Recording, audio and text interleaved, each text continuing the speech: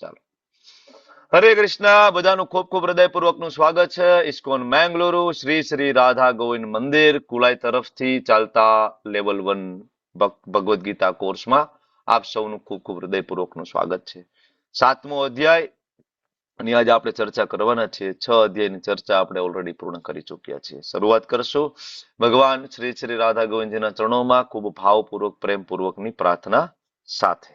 ચાલો તમે બધા મારી સાથે બે હાથ જોડીને ખૂબ હૃદયપૂર્વક ભગવાનને પ્રાર્થના કરો કે જેવી રીતના 6 અધ્યાય સાંભળવા માટેની શક્તિ આપી છે, સમજવાની પછી વાત કરો, સાંભળવા માટેની શક્તિ આપી છે, એવી જ શક્તિ આગળ 18 અધ્યાય અમે સાંભળી શકીએ. બરાબર, 1 વખત, 2 વખત, 3 વખત, 4 વખત. બરાબર, આવી રીતના મલ્ટિપલ ટાઈમ જયારે કરશું ને ભગવદ્ ગીતાને આપણે જીવનમાં ઉતારી દઈશું અને પ્રેક્ટિકલી આપણે જીવશું ભગવદ્ ગીતાના એક એક શ્લોક સાથે મળીને. ઓકે, શરૂઆત કરીએ. ચાલો. શ્રી શ્રી રાધા ગોવિંદ ભગવાન કી જય. શ્રી ગુરુદેવ મહારાજ કી જય. પ્રભુપાદ કી જય. ઓમ અજ્ઞાનતિમિરાંધસ્ય જ્ઞાનાંજન શલાકયા ચક્ષુરુન્મિલિतं येन तस्मै श्री गुरुवे नमः. श्री चैतन्य मनोभीष्टं स्थापितं येन भूतले स्वयं रूप कदा मह्यं ददाति स्वपदान्तिकम्. वन्देऽहं श्रीगुरो श्रीयुतापदकमलं गुरुन् वैष्णवांश्च श्रीरूपं साग्रजातं सहगण रघुनाथान्वितं तं सजीवं साद्वैतं सावधूतं परिजन सहितं कृष्णा चैतन्य देवं श्रीराधा कृष्ण पादान् सहगण ललिता श्री विशाखान्वितांश्च. हे कृष्णा करुणा सिंधो दीनबंधो जगत्पते गोपेश गोपिका कांत राधा कांत नमस्तुते. तप्त कांचन गौरांगी श्री राधे वृंदावनेश्वरी वृषभानुसुते देवी प्रणमामि हरिप्रिये. वाञ्छाकल्पतरुभ्यश्च कृपा सिन्धुभ्य एव च पतितानां पावनेभ्यो वैष्णवेभ्यो नमो नमः. नमो ओं विष्णुपादाय कृष्णपृष्ठाय भूतले श्रीमते भक्तिवेदान्त स्वामिनिति नामिने. नमस्ते सारस्वते देवे गौरवाणी प्रचारिणे निर्विशेष शून्यवादी पाश्चात्यादेश तारिणे. जय श्री कृष्ण चैतन्य प्रभु नित्यानंद श्री अद्वैत गदाधर श्रीवासादि गौर भक्त वृंद. हरे कृष्णा कृष्णा कृष्णा हरे हरे हरे राम राम राम हरे हरे हरे. हरे कृष्ण प्रभु जी, दंडवत प्रणाम. हरे कृष्ण प्रभु जी, दंडवत हरे प्रणाम. कृष्ण. मनोज प्रभु, शरद હરે प्रभु, કૃષ્ણ. मनोज प्रभु કેવી તબિયત છે હવે? બસ આપ સારું છે. હો ઓકે, બાયપાસ થયું કે પછી એન્જિયો પ્લાસ્ટી થયું? ના ના, એવી કઈ જરૂર નહોતી પડી. ન પડ્યું ને? હરે બોલ, હરે બોલ. ભગવાન તમને ખૂબ તંદુરસ્તી આપે એવી અમે પ્રાર્થના કરીએ છીએ પ્રભુ. ખૂબ સુંદર સરસ Thank you, સ્વસ્થ thank થઈ you. જાઓ. યસ પ્રભુજી. ઓકે, મુકેશ પ્રભુ, welcome. And yes, Vishala. Hare Krishna. Hare Krishna. Hare Krishna everyone. Thank you, thank you. ચાલો શરૂઆત કરીએ. ગઈકાલનું એક નાનું એવું રિવિઝન આપી દો. ચાલો, કમોન ફાસ્ટ, 2 મિનિટમાં થોડું રિવિઝન આપો. શું ગઈકાલે ભણ્યા હતા? ઓવરવ્યુ. મયુરી માતાજીથી શરૂઆત કરશું. ચાલો મયુરી માતાજી બોલો, ગઈકાલે શું ભણ્યા હતા? ચાલો ચાલો, માઇક ચાલુ કરો. Come on fast. જય શ્રી કૃષ્ણ. જય શ્રી કૃષ્ણ. બોલો બોલો, ગઈકાલે આપણે શું ભણ્યા હતા? આપણે લૌકિકમાં જીવ અને આત્માનું મિલન, એમાં નિયમ, પ્રાણ, આસન, પ્રત્યાહાર, ધારણા એ બધું આવે. અને Okay. અલૌકિકમાં અંશ અને અંશીનું મિલન ઠાકોરજી સાથે.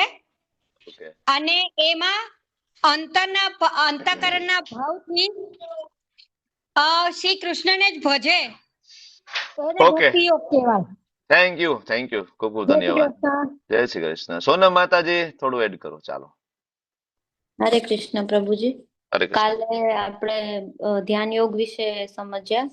એમાં તમે અષ્ટાંગ યોગ વિશે સમજાવ્યું અને અત્યાર સુધી આપણા માઇન્ડસેટ જે છે કે યોગ શું છે અને એનાથી ભગવાનને પ્રાપ્ત આપણે કરી શકવા માટે યોગ્ય નથી, કારણ કે અર્જુન જેવા પણ મહાન વ્યક્તિ જે એમ કે છે કે મન ચંચળ છે, તો પછી આપણે તો આ બધામાં ભગવાનને કેમ પ્રાપ્ત કરી શકીશું. પછી એના પછી તમે નામ જાપ વિશે અને સમજાવ્યું કે કલયુગમાં શેનું મહત્વ છે એ ઓકે ઓકે. સમજાવ્યું. પણ ભગવાનને કેમ પ્રાપ્ત કરી શકીશું, મતલબ યોગ માર્ગથી આ ભગવાનને પ્રાપ્ત કરવા અઘરા છે, થોડું એમાં એડ કરી દો એટલે બીજા બધાને હા ચિંતા ના થાય. યોગ જી માર્ગ પ્રભુજી. વાળો જે રસ્તો છે ને, યોગ માર્ગ વાળો હા રસ્તો બહુ કઠિન માર્ગ છે, હા એટલે હા આપણે છેલ્લે પોકવાનું છે આ બધા યોગ મતલબ વગરના, એટલે છેલ્લો આપણો લક્ષ્ય ભક્તિ યોગ હોવો જોઈએ. અને યસ, એ સરળ પરફેક્ટ રસ્તો, કારણ કે પરફેક્ટ. આમાં આસન ને બધું સીધા બેસવું એ બધું અઘરું છે અત્યારના કળિયુગમાં. આપણે 5 મિનિટ નહીં મંત્ર જાપ માળા કરવા બેએ તો મન નથી લાગતું, તો એ બધા આપણે નહીં પહોંચી શકવાના. એટલે એક સીધો સરળ રસ્તો હરિનામ સંકીર્તન શાંતિથી બેહીને મનને સ્થિર કરવાનું અને ભગવાનની એક સામે મૂર્તિનું ચિત્ર ઊભું કરીને મનને તો સ્થિર કરવાની કોશિશ કરવાની, બસ. આનાથી વિશેષ આ કળિયુગમાં કશું થઈ શકવાનું નહીં આપણાથી. અને પરફેક્ટ પ્રભુજી. હમ. બીજી વસ્તુ કે જે પણ છે એ આપણા બંધનનું ને મુક્તિનું કારણ મન છે, એટલે હમ. એના ઉપર થોડી બ્રેક મારીને ભગવાનમાં લગાવવાની કોશિશ કરવાની, બસ. પરફેક્ટ. ખૂબ સરસ પ્રભુ, થેન્ક યુ. તો ઓલમોસ્ટ તો ગઈકાલનો અધ્યાય કવર થઈ ગયો. તો ગઈકાલના અધ્યાયના હું તમને થોડાક પ્રેક્ટિકલ પોઈન્ટ લખાવું છું, યાદ રાખો અથવા લખો, બરાબર? કે ગઈકાલના અધ્યાયને તમે પ્રેક્ટિકલી જીવનમાં કેમ ઉતારી શકો. This is the practical aspect of Bhagavad Gita, બરાબર? પેલું, માઇન્ડ ફ્રેન્ડ ઓર એનિમી. મન તમારું મિત્ર છે કે તમારું દુશ્મન છે, તમે શું બનાવવા માંગો છો? તમે બધાએ કીધું એ પ્રમાણે. તો જનરલી શ્રીલ પ્રભુપાદજી કહે છે practically, don't trust every thought that pops into your head. તમારા મનમાં જે બધા જેટલા વિચાર આવે ને એના બધા ઉપર ટ્રસ્ટ ના કરો, કારણ કે મન તો એવું કહેશે કે સ્કીપ યોર સ્ટડી. ધારો કે બાળક છે ભાઈ, આજે નહીં કાલે, પ્રોકાસ્ટિનેશન આપણે કીધું હતું ને, આજે રીડિંગ નથી કરવું, કાલે રીડિંગ કરશું. પછી હજી તો ભાઈ પરીક્ષાને બહુ વાર છે, બરાબર? નહીં, માઇન્ડ તમને આવી સલાહ આપશે, બરાબર? તો ડોન્ટ ટ્રસ્ટ યોર માઇન્ડ, બરાબર? તો શું કરવાનું? તો યુઝ યોર ઇન્ટેલિજન્સ. તમારી બુદ્ધિને તમે ત્યારે ઉપયોગ કરો કે આ કામ કેટલું જરૂરી છે, બાળકોને ભણવું કેટલું જરૂરી છે, બરાબર? આપણે જોબ ઉપર જવું કેટલું જરૂરી છે ઘરે બેસવા કરતા, બરાબર? ગૃહિણીઓને ઘર સાચવવું કેટલું જરૂરી છે, બરાબર? અને ભક્તિનો પ્રચાર કરવો કેટલો જરૂરી છે, ભગવાનના નામનો જપ કેટલો જરૂરી છે. જેવું હાથમાં માળા લેશો અને માઇન્ડ તમને શું કહેશે? સ્કીપ યોર જપા, કાલ કરશું, આજે નહીં. મને પ્રભુજી તો કે પણ આજ જપા નહીં, કાલ જપ કરશું આપણે. તો don't trust your every thought. આ પેલું, બરાબર? બીજું, રેગ્યુલેટેડ લિવિંગ. આપણું જે જીવન હોય એ રેગ્યુલેટિવ જોવું જોઈએ. જે ગઈકાલે આપણે જોયું કે આહાર, નિંદ્રા અને મનોરંજન અને કામનું સંતુલન હોવું જોઈએ. અરે એવું નહીં કે આપણે 24 કલાક પૈસાની પાછળ ગાંડા થઈ જાય અને ડે એન્ડ નાઇટ કામ કરતા રહીએ. પૈસા તો આવશે, સાથે ડાયાબિટીસ આવશે, બીપી આવશે, હાર્ટ એટેક આવશે, શરીર તમારું પૂરું થઈ જશે. પૈસા ભેગા કરીને ખરેખર ભોગવવાનો સમય આવશે ને ત્યારે તમારી પાસે શરીર નહીં હોય, બરાબર? તો એની અંદર બેલેન્સ રાખો, બરાબર? એટલે એક મુદ્દો હતો હેલ્થ એન્ડ વેલનેસ ગઈકાલનો, બહુ ઇમ્પોર્ટન્ટ હતો કે ભાઈ એટલીસ્ટ પ્રસાદમ સિવાય કઈ ખાવું નહીં, બરાબર? ભગવાનને ભોગ લગાવેલું હોય, ઘરનું હોય, આનાથી વિશેષ જમવાનું તમે બંધ કરી દો. હું તમને એક મારો પ્રેક્ટિકલ એક્સપિરિયન્સ હું તમને કહું. આપણે બધા રેસ્ટોરન્ટમાં બહુ જમવા જતા હોય ને, રેસ્ટોરન્ટમાં આપણને બધાને બહુ ખાવું ભાવે છે. હું નામ નથી લેતો, એક રેસ્ટોરન્ટનું નામ છે, રેસ્ટોરન્ટનું નામ વાંચો ને તો તમને એવું લાગે કે આની અંદર ડુંગળી લસણ વાળું તો બનતું ના હોય ને કોઈ ખરાબ વસ્તુ તો આની અંદર બનતી જ ના હોય. રેસ્ટોરન્ટનું નામ વાંચીને તમને ખ્યાલ આવી જાય, નામ, લોગો બધું જોવો એટલે આપણને, ઇવન આપણને ભક્તોને પણ એમ થાય કે ના, આમાં જવામાં કઈ વાંધો નથી, બરાબર? પણ હવે મારી હોસ્પિટલમાં એક સ્ટાફ હતો, સ્વીપર, બરાબર? એ ત્યાં જોબ કરવા જતો રહ્યો. પછી હમણાં ફરીથી મને મળવા આવ્યો ત્યારે મને કહેતો હતો કે સાહેબ ખાલી કે નામ જ છે કે અંદર જેટલા કુક છે ને એ બધા કુક તો બહારના છે, કુક બધા બહારના છે, નેપાળી ને બધા, બિહારી ને, અને બધા નોન વેજીટેરિયન છે. બરાબર. સાહેબ તમે કે જે કઈ વેજ ખાવ છો ને કે બારે પનીર ટીકા મસાલા અને બટર, અને ઈ જે કડાઈમાં વેજ બને છે ને સેમ કડાઈમાં એ લોકો પેલા નોન વેજ બનાવે છે પોતાના માટે. Same stove, same gas, same બરાબર બધું, એની નાઈફ ને બધું સેમ. બરાબર. અંદર બરાબર ફિશ બને છે, ચિકન બને છે, અને પછી ઈ કડાઈમાં તમારા માટે બરાબર તમે ઓર્ડર આપો છો પનીર ટીકા મસાલા, અને તમને એવું લાગે છે કે નહીં અમે પ્યોર વેજીટેરિયન છીએ. બહુ મોટા પાયે આખું ષડયંત્ર ચાલતું હોય છે સનાતન ધર્મ આપણો ધર્મ ભ્રષ્ટ કરવા માટે. કારણ કે તમને શું લાગે છે આ કોઈ નાની વાત નથી.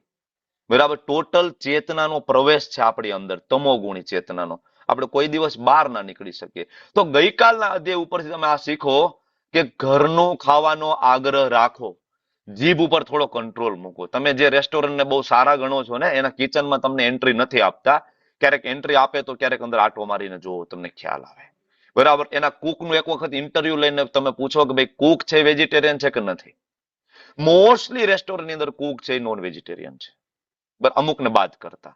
તો આ ગઈકાલના ધ્યેય ઉપરથી આપણે શીખવું છે કે જમવાનું ઘરનું રાખીએ, સારું જમવાનું રાખીએ, ઊંઘવાનું એટલીસ્ટ 6-7 કલાકનું આપણે ઊંઘવાનું રાખીએ, અને આપણું જે કામ છે બરાબર આપણી ડ્યુટી છે એની અંદર આપણે એક મર્યાદા રાખીએ કામ કરવાનું. આ બીજો મુદ્દો. ત્રીજો, આપણું માઇન્ડ જે ભમી રહ્યું છે, ફ્લિકરિંગ કહેવાય ઇંગ્લિશમાં એને, તો એને બે વસ્તુથી કંટ્રોલ કરવો. એક તો અભ્યાસ એટલે કે પ્રેક્ટિસ, અને બીજું વૈરાગ્ય, થોડુંક ડિટેચમેન્ટ. થોડુંક ઇન્દ્રિયો ઉપર સંયમ લઈ આવો કે બેનીને આ નથી કરવાનું મતલબ નથી કરવાનું, ડિટેચમેન્ટ. બરાબર. અને ચોથી વસ્તુ ગઈકાલનો પ્રેક્ટિકલ, પરફેક્શન ઓફ યોગા. બધા યોગ ઉપર સર્વોપરી જે યોગ છે ભક્તિ યોગ છે, મેં તમને ગઈકાલે સમજાવ્યું. એના 2 શ્લોક તમે 46 અને 47, તમને કોઈ પણ એમ કે ભાઈ ભક્તિ કરવાની શું જરૂર છે, તમે મેડિટેશન કરો. ભક્તિ કરવાની શું જરૂર છે, તમે વેદ વાંચો, ઉપનિષદ વાંચો. તમને કોઈ એમ કે ભક્તિ કરવાની શું જરૂર છે, તમે લોકો હિમાલયમાં જઈને તપ કરો. તમને કોઈ એમ કે ભક્તિ કરવાની શું જરૂર છે, ભક્તિ તો સાધુ કરી શકે, સંન્યાસી કરી શકે, તમે તો ગૃહસ્થ છો, પત્ની છે, બાળકો છે, તમે ના કરી શકો. આવા જયારે કોઈ તમારી સામે ક્વેશ્ચન ઉઠાવે, 2 શ્લોક યાદ રાખો, 46, 47 છઠ્ઠા અધ્યાયના. બરાબર. આ 2 શ્લોક એની ઉપર મૂકો. એમાં ભગવાન બહુ ક્લિયરલી અર્જુનને કહે છે કે અર્જુન, તપસ્વી એ ભક્ત નથી, એને હું યોગી નથી માનતો. જ્ઞાની એને હું યોગી નથી માનતો. બરાબર. કર્મી જે ખૂબ દાન કરતો હોય, સારા કામ કરતો હોય, ભગવાન કે એને હું યોગી નથી માનતો. અને ભગવાન અર્જુનને કહે છે અર્જુન, આવો યોગી તારે નથી બનવાનું. હું તને કહું એ યોગી બન. કયો યોગી? યોગિનામપી સર્વેષામ મદ્ગતેન અંતરાત્મના શ્રદ્ધાવાન ભજતે યો મામ સમે યુક્ત તમો મત. તો કોઈ એમ કે કૃષ્ણએ ક્યાં કીધું છે ભક્તિ કરવાનું? તમે ભક્તિ કરો છો. 6.47 એને વચાવો. ભગવાન કે છે ભજતે. કોઈ એમ કે કૃષ્ણની ભક્તિ કરવાનું કોને કીધું છે? તો કૃષ્ણ કે મામ, મારી. ક્લિયર કટ છે. ઓકે. તો આ આપણું પ્રેક્ટિકલ આપણો આસ્પેક્ટ થઈ ગયો ગઈકાલના ચેપ્ટરનો. હવે આજનો જે અધ્યાય 7મો અધ્યાય. હવે ખૂબ આનંદની વાત છે કે તમે લોકો 6ઠ્ઠો અધ્યાય પૂર્ણ કરીને આજે મારી સાથે 7મા અધ્યાયમાં જોડાયા છો. કારણ કે બહુ ઓછા લોકો હોય છે કે જે 7મા અધ્યાય સુધી પહોંચે છે. અને આવું નથી કહેતો, સ્વયં ભગવાન કહે છે. આજે કોઈકનું માઇક છે એ મારા કાનની અંદર કહેવાય ને કે ખૂંચી રહ્યું છે. બરાબર. કંઈક અવાજ આવી રહ્યા છે. Please take care, co-host admin. Okay. તો આજનું અધ્યાયનું નામ છે પરમેશ્વરનું જ્ઞાન. તમે મને કહો કે આ ભગવાન જે સૂતા છે કોણ છે? તમે કોઈ ઓળખો છો? કયા ભગવાન છે? નવા પાર્ટિસિપન્ટ કોઈ કહેશે ને મને ખૂબ આનંદ આવશે. નવા ધાર્મિક પ્રભુ કહો ને, ધાર્મિક ગિરી ગોસ્વામી પ્રભુ કહો ને. વિષ્ણુ ભગવાન. વિષ્ણુ ભગવાન. આ વેઇટિંગ રૂમ તમે રાખ્યો છે ને, કે વેઇટિંગમાં જવા દીધા છે, એવું કર્યું છે? પ્રભુજી ત્યાં રાખવું પડે છે કેમ કે એ વિવો વાળું રોજ જે એ અનમ્યુટ થઈ જાય છે વારે ઘડીએ. નહીં રોજ એમને થોડું ટેકનોલોજીનું જ્ઞાન નહીં હોય માતાજી. તમે એમ વેઇટિંગમાં મૂકી દેશો તો એ સાંભળી નહીં શકે કંઈ. બરાબર. એક શબ્દ ભગવાનનો કાનમાં પડશે તો એનો ઉદ્ધાર થઈ જાય. થોડું તમે લોકો મહેનત કરો, એમને વેઇટિંગમાં નહીં. ઓકે ઓકે પ્રભુજી. અને વેઇટિંગ રૂમ એક્ટિવેટ નહીં કરો, કારણ કે નવા લોકોને જોઈન થવું હોય ને તો એને આવડતું નથી હોતું, ખ્યાલ નહીં આવે. થોડું તમે લોકો મહેનત કરો. હા જોઈ લઈએ છીએ. હા પ્લીઝ પ્લીઝ. પ્રભુજી. હા ઓકે. તો આ કયા વિષ્ણુ છે? આશા માતાજી કહો, કયા વિષ્ણુ છે? આશા માતાજી. પુરુષોત્તમ ભગવાન. પુરુષોત્તમ પણ કયા? વિષ્ણુ ભગવાન. વિષ્ણુ પણ કયા? મહાવિષ્ણુ પ્રભુ. વિષ્ણુ. ત્રણ વિષ્ણુ છે શાસ્ત્રની અંદર. શ્રીમદ ભાગવતમ સ્કંદ પહેલો અધ્યાય ત્રીજો, મહાવિષ્ણુ, ગર્ભોદક્ષાય વિષ્ણુ, શિરોદક્ષાય વિષ્ણુ. મહાવિષ્ણુ અનંત બ્રહ્માંડોની ઉત્પત્તિ કરે પોતાના રોમકૂપોમાંથી. એક એક બ્રહ્માંડની અંદર પોતે વિષ્ણુ, જો આમાં નાના એવા દેખાય, જો શેષ નાગ ઉપર સૂતા છે, એનું નામ ગર્ભોદક્ષાય વિષ્ણુ છે. એક એક બ્રહ્માંડમાં વિષ્ણુ હોય છે. અને એ બ્રહ્માંડની અંદર જો અહીંયા બ્રહ્માજી દેખાય તમને નાના એવા, બધામાં બ્રહ્માજી છે. એ 14 લોકનું નિર્માણ કરે ને પછી દરેક જીવોના હૃદયમાં ભગવાન પ્રવેશ કરે ને શિરોદક્ષાય વિષ્ણુ કે. તો આ કયા છે? મહાવિષ્ણુ. એમાં લક્ષ્મીજી ના હોય મહાવિષ્ણુમાં. આના ઉપરથી તમારે ઓળખાણ થઈ જાય. શિરોદક્ષાય વિષ્ણુ અને ગર્ભોદક્ષાય વિષ્ણુ બેયમાં લક્ષ્મીજી હોય, મહાવિષ્ણુ એકલા હોય. બરાબર. તો આગળ વધી આજનો અધ્યાય 7મો. અને એકચ્યુઅલી અધ્યાયની શરૂઆત કેવી રીતના થઈ હું તમને થોડુંક બેકગ્રાઉન્ડમાં લઈ જાઉં. તો ગઈકાલે ભગવાને અર્જુનને કીધું કે અર્જુન ભાઈ, ખરેખર યોગી એ છે કે જેના ચિત્તમાં હું છું. ભગવાન યોગી ગણે છે કોને? એના મહાન ભક્તોને. સનાતન ગોસ્વામી, રૂપ ગોસ્વામી, રઘુનાથ દાસ ગોસ્વામી, બરાબર, સંત તુકારામ, બરાબર, ગોરા કુંભાર, નરસિંહ મહેતા. ભગવાન આને યોગી ગણે છે. અને ભગવાન આ લોકોનું કામ કરવા માટે આવે છે. આપણે તો ગુજરાતી છીએ, કાઠિયાવાડી છીએ મોસ્ટલી, બરાબર. અહીંયા તો જુનાગઢ નજીક છે. નરસિંહ મહેતાને કામ કરવા માટે ભગવાન કેટલી વખત આવ્યા છે? કેટલી વખત આવ્યા છે? 52 વખત આવ્યા છે. હવે મને એક બીજો એવો ઉદાહરણ આપો કે કોઈ યોગીના કામ કરવા માટે ભગવાન આવ્યું હોય, કોઈ જ્ઞાનીના કામ કરવા માટે ભગવાન આવ્યું હોય, કે કોઈ ખાલી દાનવીર હોય અને ભક્ત ન હોય અને ભગવાન એના કામ કરવા માટે આવ્યા હોય. એક દાખલો આપો. સિંગલ? નો, એકે દાખલો નહીં મળે. કારણ કે ભગવાન માત્ર એના ભક્તોનું કામ કરવા માટે આવે. આગળ કહેશે ભગવાન, ભક્ત્યામામ અભિજાનાતિ, માત્ર ભક્તો જ મને ઓળખી શકે. તો ગઈકાલે ભગવાને આ આપણને કહ્યું કે તું ભક્ત બની જા મારો, અને તું તારા અંતરાત્મામાં મારું ચિંતન કર, મારી ભક્તિ કર, મારામાં શ્રદ્ધા રાખ. તો આપણા હૃદયમાં સ્વાભાવિક પ્રશ્ન થાય ને, પ્રભુ તમારી ભક્તિ તો કરવી છે, પણ તમારી થોડીક વધારે ઓળખાણ આપો. કારણ કે આપણે ભક્તિ કોની કરીએ? જેને આપણે ઓળખતા હોય, જેને આપણે જાણતા હોય, વધારે ડિટેલમાં જાણતા હોય, જેનો મહિમા આપણે જાણતા હોય, એની જ આપણે ભક્તિ કરી શકીએ ને. એને આપણે માન આપી શકીએ, સન્માન આપી શકીએ. એટલે આજનો અધ્યાય જે ચાલુ થાય, અધ્યાયનું નામ છે પરમેશ્વરનું જ્ઞાન. બરાબર. અધ્યાયને 5 વિભાગમાં વહેંચવામાં આવ્યો છે. અને આજથી જે અધ્યાય શરૂ થાય ને, 7 થી લઈને 12, એને કહેવાય ભક્તિ યોગ. અત્યાર સુધી જે અધ્યાય પૂરા થયા એને કહેવાય કર્મ યોગ. 7 થી 12 ભક્તિ યોગ, અને 13 થી લઈને અલ્ટિમેટલી જે છે એને કહેવાય જ્ઞાન યોગ. હવે આજનો પહેલો શ્લોક તરફ આપણે આગળ વધીએ. શું કે છે? શ્રી ભગવાન ઉવાચ. જો અર્જુનનો પ્રશ્ન નથી, તમે માર્ક કર્યું? અર્જુન પ્રશ્ન પૂછ્યો જ નથી, ભગવાને ડાયરેક્ટ જ્ઞાન આપવાનું શરૂ કર્યું છે. પણ અર્જુને કીધું નથી. શું કામ? કારણ કે ગઈકાલના અધ્યાયની કન્ટિન્યુટીમાં છે. ભગવાનને ખબર છે કે મારી ભક્તિ કરવી હોય, મારામાં ચિત્ત ટકાવવું હોય તો મારા વિશેનું જ્ઞાન જોશે ને. બરાબર. અને આ જ્ઞાનમાં આગળ વધવા માટે, ભક્તિ યોગમાં આગળ વધવા માટે સૌથી પહેલી વસ્તુની શું જરૂર પડશે? તો ભગવાન કહે છે, મૈયા આસક્ત મના પાર્થ. હે પાર્થ, તારું મન મને આપી દે. યોગમ યુંજન મદાશ્રય. તું મારી સાથે જોડાઈ જા, તું મારા આશ્રયમાં આવી જા. બરાબર. અને પછી તો શું થશે ભાઈ? તમારામાં મન લગાવશું, તમારી સાથે જોડાઈ જઈશું ભક્તિથી, તમારા આશ્રયમાં આવી જઈશું તો શું થશે? તો ભગવાન કહે છે, અસંશયમ સમગ્રમ મામ. અર્જુન, જેટલા પણ સંશયો છે ને, શંકા, ડાઉટ, બધા તમારા સોલ્વ થઈ જશે. કેવી રીતના? ભગવાન કહે છે, યથા જ્ઞાસ્યસી તત્સૃણુ. તું સાંભળ. આજે તત્સૃણુ શબ્દ છે ને, અહીંથી ભક્તિની શરૂઆત થાય છે, સાંભળવાથી. ભક્તિની શરૂઆત સાંભળવાથી થાય. ભગવાનના દર્શન સાંભળવાથી થાય. કળિયુગની અંદર ભગવાનના દર્શન આંખથી ન થાય. તમે ભાગવતમ સાંભળશો, ભગવદ્ ગીતા સાંભળશો, પછી તમે વૃંદાવન જશો ને, તમને ભગવાનના દર્શન થશે કાનથી. તમને બધી જગ્યાએ ભગવાનનો આભાસ થશે. બરાબર. કોઈ કથા નથી સાંભળી, ભગવદ્ ગીતા નથી સાંભળી, અને એ વૃંદાવનમાં જશે તો એને દર્શન થશે, પણ રબડીના. એને દર્શન થશે કચોરીના. એને દર્શન થશે તાજમહેલના. એને ભગવાનના દર્શન બાકે બિહારીજીના નહીં થાય. એને ભગવાનનો વિરહ નહીં લાગે, કારણ કે ભગવાનના દર્શન કાનથી થાય. તો પહેલી વસ્તુ સાંભળવું, શૃણું. બરાબર. સાંભળશો નહીં, તમારી શંકાઓ દૂર નહીં થાય. શું કામ? આ ક્લાસ પૂરો થાય અને લેટ થઈ જાય છે તોય હું ક્વેશ્ચન આન્સર છે ચાલુ રાખું છું. 10 વાગી જાય, 10:15 વાગી જાય, 1 કલાક સુધી પ્રશ્ન જવાબ. વાય? કારણ કે તમારા હૃદયમાં રહેલી એક પણ શંકાઓને તમે અહીંથી લઈને ના જાઓ બરાબર, એવી અમે આશા રાખીએ છીએ ઇસ્કોન મેંગલુરુ. બરાબર, કે તમારા હૃદયમાં શંકા ના રહેવી જોઈએ. તમે પૂછો પ્રશ્ન.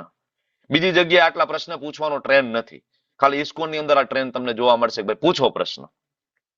પ્રશ્ન પૂછો ને ગમે ત્યાંથી પ્રશ્ન આવે. સહેલી વસ્તુ તો નથી ને. ક્લાસ લેવો સહેલો છે. અમે નવા ટીચરને તૈયાર કરીએ ને તો એમ કે પ્રભુજી ક્લાસ તો લઈ લઈ, પણ છેલ્લે પ્રશ્ન જવાબ વાળું આવે ને એમાં થોડું અઘરું પડી જાય. કારણ કે એ પ્રશ્ન ગમે ત્યાંથી આવે, સિલેબસ બહારથી આવે. બરાબર ને. તો છતાં પણ ઇસ્કોનની અંદર આ હંમેશા ટ્રેન્ડ રહ્યો છે કે પૂછો પ્રશ્ન. બરાબર. તો સાંભળવું થી શંકાનું નિવારણ થશે, સંશય. અને બીજું, જો સંશય હશે ને તો તમારી શ્રદ્ધાનો નાશ થઈ જશે ભગવાન પ્રત્યેની. બરાબર. શ્રદ્ધા ના હોય ને તો બધું શૂન્ય છે. તમે બધા ભાગ્યશાળી જીવાત્માઓ છો કે તમને શ્રદ્ધા હતી તો તમે અહીંયા આવ્યા છો, નહીતર તમે અહીંયા સાંભળવા આવે જ નહીં ને. તમને કૃષ્ણમાં, ભગવદ્ ગીતામાં કંઈક શ્રદ્ધા છે તો તમે મારી સાથે બેઠા છો. બરાબર. પણ અત્યાર સુધી જે થયું, બરાબર, શું થયું?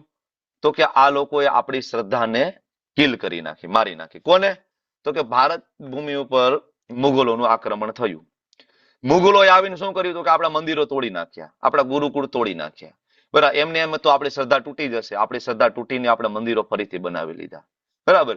પછી અંગ્રેજો આવ્યા, સ્માર્ટમેન. બરાબર, એની ભાષામાં કઈ, બાકી તો બરાબર આવ્યા. હવે એને પેલા અહીંયા ભારતને ગુલામ બનાવતા પહેલા એમના જે સાયકોલોજીસ્ટ હોય, ફિલોસોફર હોય, આ બધાને મોકલ્યા. મેક્સ મુલર, લોર્ડ મેકોલે, નામ સાંભળ્યું લોર્ડ મેકોલેનું?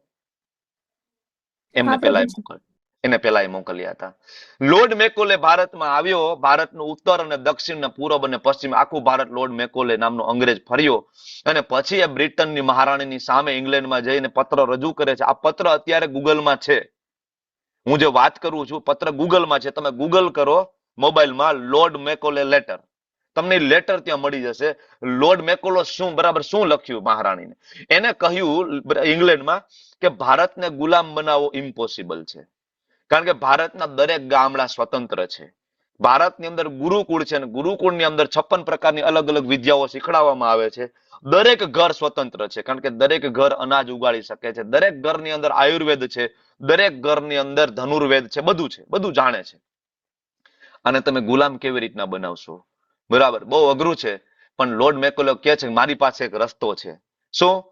તો કે આ ભારત જે છે એને ગુલામ બનાવવાનો એક જ રસ્તો છે કે આનું એજ્યુકેશન જે સિસ્ટમ છે ને એને ખતમ કરી નાખો. એટલે અંગ્રેજો આવ્યા ને, સૌ પ્રથમ અંગ્રેજોએ આવીને એ કર્યું કે આપણા બધા ગુરુકુળો બંધ કર્યા. આપણા ગુરુકુળોમાં જેટલા પણ ગુરુ હતા, સાધુ હતા, સંતો હતા, એ બધાને બંદી બનાવ્યા, જેલમાં નાખ્યા. કેટલા બધાને મારી નાખ્યા. અને બધી ગુરુકુળો બંધ કરી અને કોન્વેન્ટ સ્કૂલ ખોલી કલકત્તાથી. હિસ્ટ્રી તમે જુઓ કોલકાતાથી. અને કોલકાતાની અંદર જેટલા પણ લોકો હતા, એમાં ખાસ તો જે બરાબર ગવર્મેન્ટમાં હોય કે મતલબ કોઈ અધિકારી કક્ષાના હોય, એ બધાના છોકરાઓને કોન્વેન્ટમાં ભણાવવા કમ્પલસરી કર્યા. તમારે કોન્વેન્ટમાં ભણવું જ પડશે, દેટ ઇઝ કમ્પલસરી. બરાબર. તો આ શરૂઆત થઈ અંગ્રેજોની આપણા ભારતની અંદર આપણા એજ્યુકેશન સિસ્ટમને તોડી પાડવાની. એ લોકોનો ગોલ એવો જ હતો કે આપણને એવું લાગે કે અંગ્રેજી ભાષાથી વધારે કંઈ શ્રેષ્ઠ નથી. આજે આપણને એવું લાગે કે આપણી સામે કોઈ થોડુંક અંગ્રેજી બોલે ને તો આપણને એમ લાગે આ બહુ બુદ્ધિશાળી છે. અરે ભાઈ, અમેરિકનો ભિખારી બરાબર બોલે અંગ્રેજી. અંગ્રેજી એક ભાષા છે, બરાબર ને. અંગ્રેજી એક લેંગ્વેજ છે. લેંગ્વેજ થી તમે પ્રૂવ ના કરી શકો એ વ્યક્તિ બુદ્ધિમાન છે કે નથી. જેમ આપણે ગુજરાતી બોલીએ છીએ એમ એ લોકો અંગ્રેજી બોલે છે. પણ એ લોકોએ આપણા મગજમાં ઠસાવી દીધું, બરાબર, કે અંગ્રેજીથી સારું કંઈ નથી, અંગ્રેજી શીખો. બરાબર. અને એ લોકોએ એવી એજ્યુકેશન સિસ્ટમ નાખી કે આપણે ડિપેન્ડેબલ થઈ જાય. આજે આપણા બાળકો ભણે છે, ભણવાનો ગોલ શું છે આપણા બાળકોનો? આગળ જઈને નોકરી મેળવવી. આ જ ગોલ છે ને, નોકરી મેળવવી, બિઝનેસ કરવો, મતલબ નોકર બનવું. ગુરુકુળ સિસ્ટમમાં નોકરી મેળવવી એ ગોલ નહોતો. ગુરુકુળ સિસ્ટમમાં ચારિત્રનું ઘડતર થવું એ ગોલ હતો એજ્યુકેશનનો. કે એજ્યુકેશનથી ચરિત્રનું ઘડતર થાય, એક દેશનો સારો નાગરિક બને. પછી એના ગુણ પ્રમાણે આગળ વધે. ક્ષત્રિયના ગુણ હોય તો આર્મીમાં જાય, બ્રાહ્મણના ગુણ હોય તો ટીચર બને, એજ્યુકેશનલિસ્ટ બને. બરાબર. વૈશ્યના ગુણ હોય તો બિઝનેસમેન બને. બરાબર. શૂદ્રની ક્વોલિટી હોય તો બરાબર બીજાની સેવા કરે, જોબ કરે. બરાબર. બુદ્ધિમત્તા ઓછી હોય એ પ્રમાણે. તો આપણી સિસ્ટમ હતી. પણ આ લોકોએ આવીને આપણે ભણાવી દીધું. ડાર્વિનનો ઉત્ક્રાંતિવાદ ભણાવી દીધો આપણને. વાંદરામાંથી માણસો બને છે. આપણે બધાએ લખી નાખ્યું, પરીક્ષામાં પાસે થઈએ એવા. બરાબર. તો ડાર્વિનનો ઉત્ક્રાંતિવાદ હતો, સિદ્ધાંત નહોતો. હજી સુધી એ પ્રૂવ નથી થયો. તમે વિચાર કરો, ડાર્વિને આપણને એવું શીખડાવ્યું, આપણે બધા જે કઈ ભણ્યા છે એમાં, કે વાંદરામાંથી માણસો બન્યા. તો ડાર્વિનના સમયમાં વાંદરામાંથી માણસો બનતા હોય તો આજે કેમ નથી બનતા?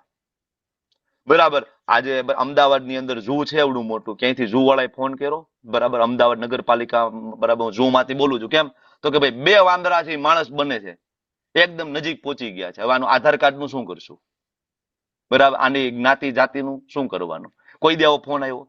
વૃંદાવનમાં હજારો વર્ષથી વાંદરા છે, એકેય વાંદરો માણસ બની ગયો નહીં. તો આવા મૂર્ખાઓએ આપણને એવું ભણાવી દીધું કે આપણા પૂર્વજો વાંદરા હતા. હવે તમારા હોય તો વાંધો નથી, અમારા નથી, કારણ કે અમારા પૂર્વજો ઋષિ મુનિ છે.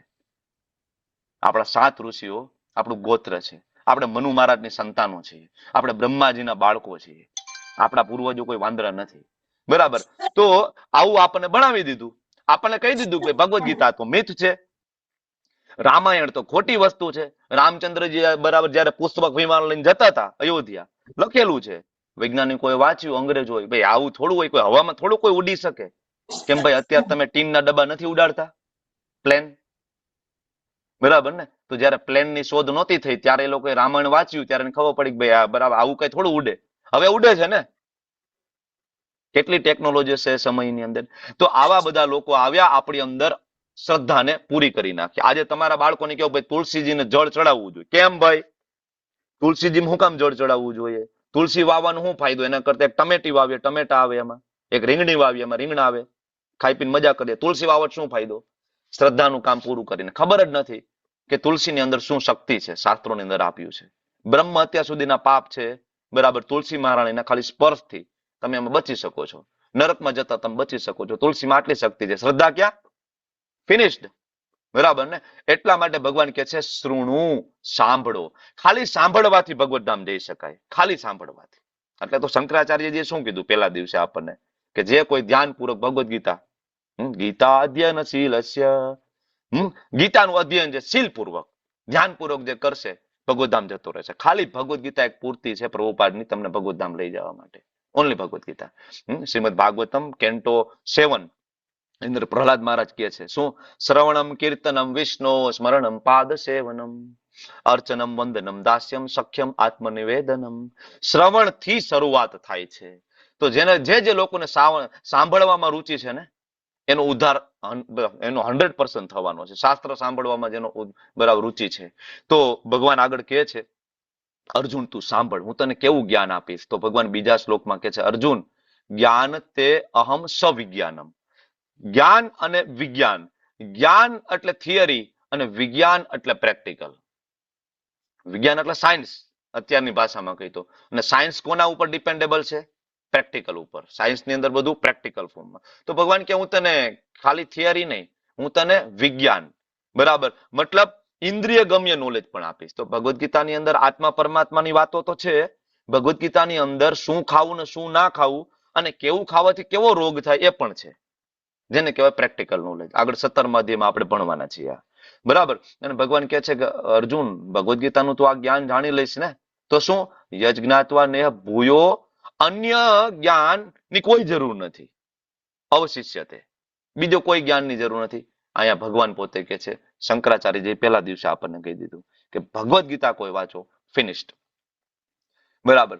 તો હવે વિચાર કરો કે ભગવદ ગીતાની બધું આપ્યું છે, છતાં કેમ લોકો ભગવદ ગીતાના શરણે નથી આવતા? બરાબર. આજે બરાબર આ ક્લાસની અંદર 182 પાર્ટિસિપન્ટ છે. રજીસ્ટ્રેશન તો 1000 ની આસપાસનું છે, ખાલી આ બેચને. ઓલ ઓવર રજીસ્ટ્રેશન 2500 નું છે. 2500 લોકોએ રજીસ્ટર કરાવ્યું છે પણ આવ્યા નથી સાંભળવા. શું કામ? તો ભગવાન પોતે કહે છે, મનુષ્યાણામ સહસ્ત્રેષુ, હજારો મનુષ્યોમાંથી કશ્ચિદ યતતિ સિદ્ધયે, કોઈક સિદ્ધિ પ્રાપ્ત કરવા માટે પ્રયત્ન કરશે. બરાબર. ખાવું પીવું આ તો ઠીક છે, આહાર નિંદ્રા ભય અને મૈથુન કૂતરાય કરે છે. એમાંથી એક માણસ એવો વિચારશે કે નહીં નહીં, મારે તો કઈક સિદ્ધિ પ્રાપ્ત કરવા માટે આગળ જાવ. સિદ્ધિ એટલે ખબર છે ને, અણીમાં, ગરિમા, લઘિમા, પ્રાપ્તિ, આ બધી સિદ્ધિઓ છે. હનુમાનજી ખબર છે ને, 8 સિદ્ધિઓના માલિક હતા. 8 સિદ્ધિ 9 નિધિના માલિક હનુમાનજી મહારાજ. તો આવી ઘણા, કોઈ એમ કહે છે કે ભાઈ આલો સિદ્ધિ પ્રાપ્ત કરવા માટે, અને આવા સિદ્ધિ પ્રાપ્ત કરનારા હોય ને હજારો, એમાંથી કોઈ એક વિરલો એવો હશે, બરાબર, કે ભગવાન કહે છે મામ વેતિ તત્વતઃ, કે મને તત્વતઃ જાણવા આવે છે કે નહીં મારે તો કૃષ્ણને જાણવા છે, કૃષ્ણ કોણ છે ખરેખર. તો મારે જાણવું છે. 4 વૈષ્ણવ સંપ્રદાય છે, બધા આચાર્યો સાથે મળીને, પછી શંકરાચાર્ય હોય, મધ્વાચાર્ય હોય, રામાનુજાચાર્ય હોય, બરાબર, નિંબાર્કાચાર્ય હોય, વલ્ભાચાર્યજી હોય, બધા મહાન ભક્તો, ધ્રુવ મહારાજ હોય, પ્રહલાદ મહારાજ હોય, સંત તુકારામ હોય, મીરાબાઈ, આ બધા એક સાથે મળીને કહે છે કૃષ્ણની ભક્તિ કરો. બરાબર ને?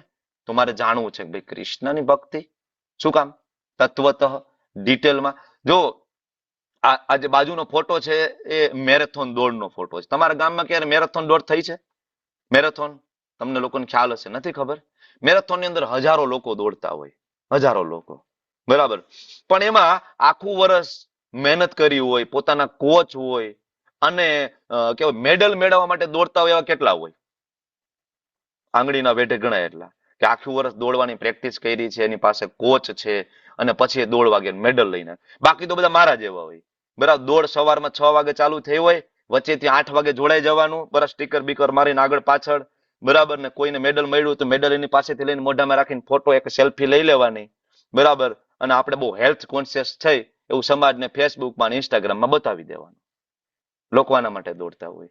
તો સેમ વે આવી જ રીતના તમારી આજુબાજુમાં નજર દોડાવો, લોકો જીવન જીવવા માટે જીવી જ રહ્યા છે, બરાબર. બધા 4 વસ્તુ પાછળ જ છે: આહાર, નિંદ્રા, ભય અને મૈથુન. સારું ખાવાનું મળે, સારું સુવાનું મળે, સારી પત્ની મળે, બરાબર, ભય, બેંક બેલેન્સ હોય, બરાબર, સહજીવન, પૂરું.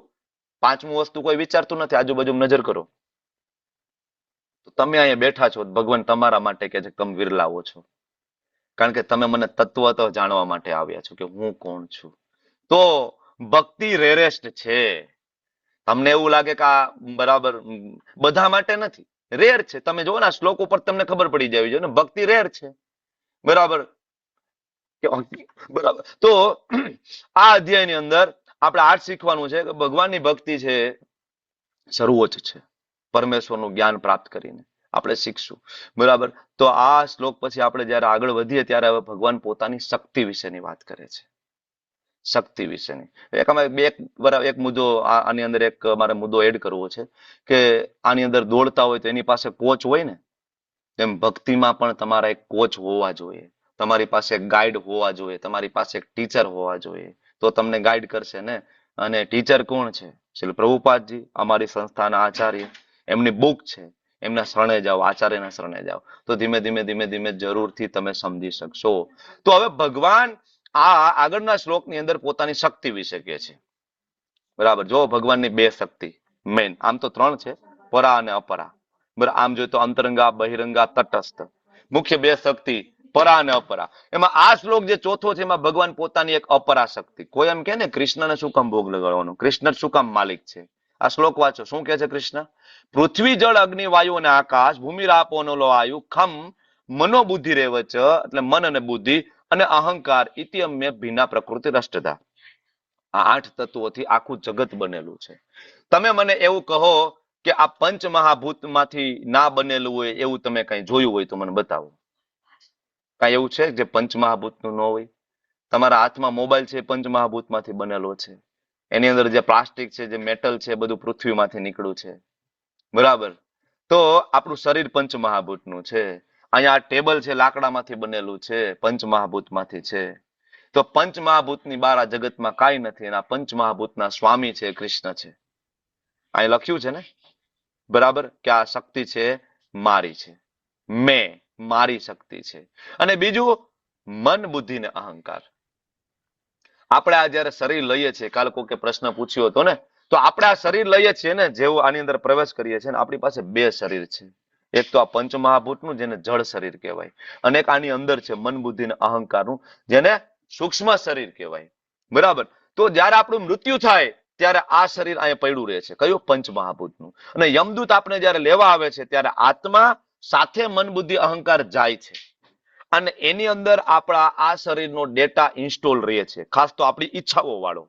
સંબંધના જે કઈ બરાબર આપણે ઓળખાણો છે એ નથી એમાં જાતી, કારણ કે એમાં કન્ફ્યુઝન વધારે ક્લિયર થઈ જાય, આપણું કહેવાય કે આગળ કન્ફ્યુઝ થઈ જાય નેક્સ્ટ બર્થમાં. તો આપણી ઈચ્છાઓના ડેટા એની અંદર સ્ટોર રહે છે, અને એ ઈચ્છા, બરાબર, અને આખા જન્મ દરમિયાન કરેલા કર્મ, એ પ્રમાણે આત્મા અને સૂક્ષ્મ શરીર, મન, બુદ્ધિ, અહંકાર આ 2 ટ્રાવેલ કરે છે, અને યમદૂતો એ પ્રમાણે આગળનું શરીરની વ્યવસ્થા બાય યમરાજા આપણને કરવામાં આવે છે આપણા કર્મો પ્રમાણે. આ શ્લોકની અંદર બહુ ડિટેલ છે. શું કામ આપણે પિતૃ તર્પણ કરીએ છીએ, શું કામ આપણે પિંડદાન કરીએ છીએ, આ બધું આ શ્લોકમાં છે. કેવી રીતના એને પહોંચતું હશે, આ બધું છે. તમે ભક્તિ શાસ્ત્રીમાં આવશો ને ત્યારે આપણે એના ઉપર ડિટેલમાં ચર્ચા કરીશું. ઓકે, આગળના શ્લોકમાં જાય તો ઓલામાં અપરાશક્તિ અને આમાં પરાશક્તિ. ભગવાન કહે છે કે અર્જુન એ તો મારી નિકૃષ્ટ શક્તિ હતી. હવે આનાથી ઉપર મારી એક શક્તિ છે જેનું નામ છે પરા. પરા એ જીવોની બનેલી છે, મતલબ આત્મા. આની અંદર જે આત્મા છે ને, ભગવાન કહે છે આ મારી સુપિરિયર શક્તિ છે. બરાબર, પણ અહીંયા હેરાન થાય છે. શું કામ? તો કે જીવ ભૂત મહાબાહો યેદમ ધાર્યતે, જગત આ સાધનોનો ઉપયોગ કરે છે અને એને ભોગવવાની કોશિશ કરે છે. આપણે ગઈકાલે જોયું હતું કે આપણે ખરેખર ભોગતા બની શકતા નથી અને આપણા ભૌતિક જગતમાં ભોગવી શકતા નથી. તમને ગુલાબજાંબુ ગમે એટલો ભાવતો હોય, પણ હું 10 ગુલાબજાંબુ ખવડાવું એક પછી એક, તમે છેલ્લે કહી દો કે નહીં નહીં નહીં પૂરું થઈ ગયું, તબિયત બગડી જશે. કેમ ભાઈ? તમે તો ભોગતા છો ને. બરાબર, તમે ભોગવવા આવ્યા છો, નથી ભોગવી શકતા. આપણી એક મર્યાદા છે, એક લિમિટેશન છે. તો ભગવાન કહે છે આ બે શક્તિ મારી છે. હવે તમે મને કહો કે આ બે ની બાર આ જગતમાં કંઈ નથી. આજે ચોથો શ્લોક જોયો ને, એની અંદર પંચમહાભૂત મન બુદ્ધિ અહંકાર. પાંચમો શ્લોક તમે જોયો, ચોથો ને પાંચમામાં જીવ. હવે આ આખા જગતની અંદર આની બાર કાંઈ નથી. આની અંદર દેવી દેવતાઓ પણ આવી ગયા. ગઈકાલે છેલ્લે એક પ્રશ્ન પૂછ્યો છો, મિત્તલબેન ખોખર છે ક્લાસમાં? ગઈકાલે એક પ્રશ્ન પૂછ્યો હતો કે ભાઈ બરાબર ભગવાન ઉપર દેવી દેવતાઓ છે કે દેવી દેવતાઓને ઉપર? બરાબર, તો આ બે શ્લોક ઉપરથી તમને ખબર પડવી જોઈએ કે દેવી દેવતાઓના શરીર છે ને એ પંચમહાભૂતના જ બનેલા છે. એનો જન્મ છે ને એનું મૃત્યુ છે અને બધા જ ભગવાનને આધીન છે. ઓકે, હવે તો ભગવાન તમે કોણ છો? બરાબર, બે શક્તિના માલિક છે ભગવાન, તમે કોણ છો? ત્યારે ભગવાન હજી આગળ છઠ્ઠા શ્લોકમાં ભગવાન કહે છે કે આ સર્વ જીવો નો ઉદ્ભવ આ બંને શક્તિઓમાંથી થયો છે. જેટલા પણ તમે જોવો ને 84 લાખ યોનિઓ, એ બધા ક્યાંથી ઉત્પન્ન થયા છે? આ બે શક્તિ. કઈ શક્તિ? તો કે પરા અને અપરા. આની બહાર કઈ નથી. બરાબર, અને તો તમે કોણ છો? ત્યારે ભગવાન 7.7 શું કે છે? જો આ શ્લોક છે ને, આ શ્લોકથી ઘણા બધાને પેટમાં દુખાવો પડે. ઘણા બધા મત અને પથ, જેમાં એ લોકો રામને નથી માનતા, કૃષ્ણને નથી માનતા, એટલે ભગવદ્ ગીતાનો આ શ્લોક એ લોકો સ્કીપ કરે. શું કામ? કારણ કે આ શ્લોકની અંદર કૃષ્ણ ક્લિયરલી કહી દે છે કે મત પરતરમ ન અન્યત, મારા ઉપર કોઈ નથી, હું સુપ્રીમ છું. હવે આ લખવા વાળું કોણ? મારા ઉપર કોઈ નથી. આ શ્લોક હેન્ડરાઇટિંગ કોના છે ખબર છે? હેન્ડરાઇટિંગ કોના છે બોલો? આ હેન્ડરાઇટિંગ છે ગણપતિ બાપાના, ગણેશજીના. બરાબર, અને પુત્ર છે શિવજીના, મહાદેવના. તો ગણપતિ દાદા અહીંયા લખાવી શકતા હતા ને વેદ વ્યાસજીને કે ભાઈ તમે લખ્યું છે કૃષ્ણ ઉપર કોઈ નથી, તો અહીં કાઉન્સમાં લખો ભાઈ મારા પિતાજી બરાબર શિવજી ઈ ભગવાન છે, કાઉન્સમાં લખો. એવું લખાવ્યું નથી. તમે ભાગવતમ જયારે ચોથો સ્કંદ વાંચશો, એમાં દક્ષ પ્રજાપતિના યજ્ઞનો જે પ્રસંગ છે એ તમે વાંચો, અને ત્યાં બરાબર માતા પાર્વતી અને ભગવાન શિવજી વચ્ચે જે ચર્ચા છે આ વાંચો, તો તમને ખબર પડશે કે શિવજીની ચેતના શું છે. શિવજી કન્ટિન્યુઅસ ભગવાન વાસુદેવ, ભગવાન રામ ના ચિંતનમાં મગ્ન છે. એની પાસે કોઈ સમય જ નથી. એની પાસે કોઈ સમય નથી, કોઈ ભોગ ભોગવવાના, કોઈ બંગલા બનાવવાના, કોઈ વસ્તુ એમની પાસે કઈ છે નહીં. ખબર છે ને શિવજી પાસે? શિવજી ધારે ને તો એક ક્ષણની અંદર ગ્રહોની ઉત્પત્તિ કરી શકે. મકાન બકાનની વાત નથી કરતો, ગ્રહો, પણ એમાં પડવા જ નથી માંગતા, કારણ કે એની પાસે સમય નથી.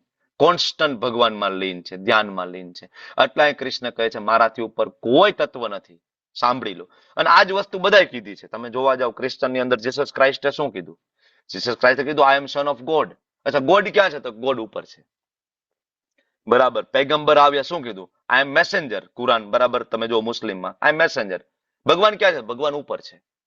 બરાબર, ઇન્દ્રએ શું કીધું? કે ભગવાન કૃષ્ણ છે. શિવજી કે છે આરાધના નામ સર્વેસમ, વિષ્ણુ આરાધના પરમ. ભગવાન તો બરાબર. બ્રહ્માજી શું કે છે? ઈશ્વર પરમ કૃષ્ણ સચ્ચિદાનંદ વિગ્રહ. બરાબર, સુખદેવજી શું કે છે? વેદવ્યાસજી શું કે છે? બરાબર, એ તે ચાંદ કલા પુંસ કૃષ્ણસ્તુ ભગવાન સ્વયં. આ બધા મળીને આપણને કે છે કૃષ્ણસ્તુ ભગવાન શું? કૃષ્ણ ભગવાન છે. અહીંયા કૃષ્ણ કે છે હા એ મારી વાત કરે છે, હું ભગવાન છું, એ હું જ છું. જે બધે જ જગ્યાએ શાસ્ત્રોમાં જે વર્ણન છે ભગવાન પરમ બ્રહ્મ, તો એ હું છું. આ પચાવવું થોડું અઘરું હોય છે લેવલની અંદર, લેવલ 1 માં. આના માટે લેવલ 2, 3 અને ભક્તિ શાસ્ત્રી ધીમે ધીમે કરશો ને 100% બધા ડાઉટ તમારા ક્લિયર થાય, કારણ કે ત્યાં અલગ અલગ બધા શાસ્ત્રોમાંથી રેફરન્સ લેતા હોઈએ છીએ. તો ભગવાન કહે છે કે મારાથી ઉપર કોઈ તત્વ નથી, ભલે હું તમને દેખાતો ના હોય અહીંયા, પણ મયી સર્વમિદમ પોતમ સૂત્રે મણિગણા ઇવ. આપણે આ ગળામાં માળા પહેરીએ છીએ, કંઠી પહેરતા હોય, તમે મોતીની માળા પહેરે, એમાં દોરો દેખાય છે? દોરો નહીં દેખાય. દોરો નહીં દેખાય, મોતી દેખાય ને. દોરો નહીં દેખાય, મોતી દેખાય. પણ અંદર દોરો છે તો મોતી એની અંદર છે. મોતી એ માળાના આકારમાં છે.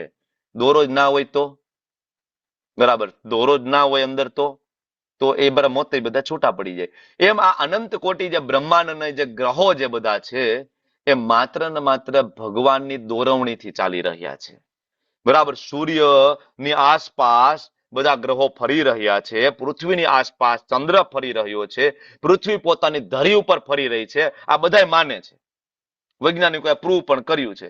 પણ એ વિચાર કરો કે ફેરવે છે કોણ અનંત વર્ષોથી? કોઈ વૈજ્ઞાનિક ગયો તો રોકેટ લઈને કે ભાઈ પૃથ્વી થોડીક ધીમી થઈ ગઈ છે, થોડીક ચાવી ભરતા આવી, કે ભાઈ પેટ્રોલ ઓછું થઈ ગયું છે, થોડું ડીઝલ નાખતા આવી જનરેટરમાં?